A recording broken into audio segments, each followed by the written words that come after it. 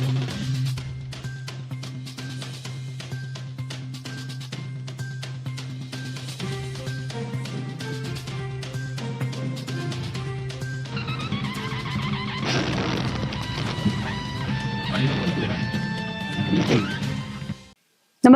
आपण पाहता हिरकणी न्यूज.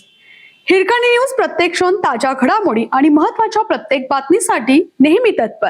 जयंत पाटलांच्या टप्प्यातील कार्यक्रमामागे भाजपची खेळी, शिवसेनेला पुढे करत साधला डाव.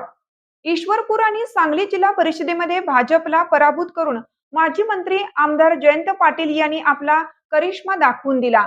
पराभवाची सल मनात राहिलेल्या भाजपने आता शिवसेनेच्या खांद्यावर बंदूक ठेवून आमदार जयंत पाटील यांचा गेम करण्याची रणनीती आखली आहे.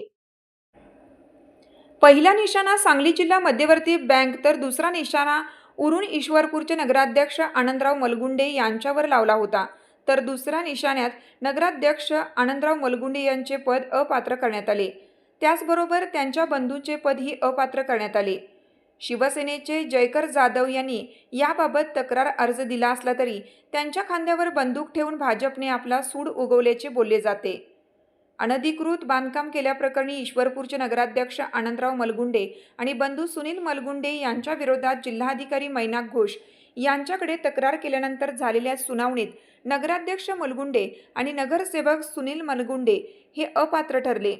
या निर्णयाच्या विरोधात माजी मंत्री आणि आमदार जयंत पाटील यांनी थेट मुख्यमंत्री देवेंद्र फडणवीस आणि उपमुख्यमंत्री एकनाथ शिंदे यांच्याकडे धाव घेतली. नगराध्यक्ष अपात्र प्रकरणात भाजपच्या नेत्यांनी शिवसेनेच्या खांद्यावर बंदूक ठेवून जयंत पाटील यांच्या समर्थकांना टिपण्याचा डाव आखल्याचे बोलले जात आहे.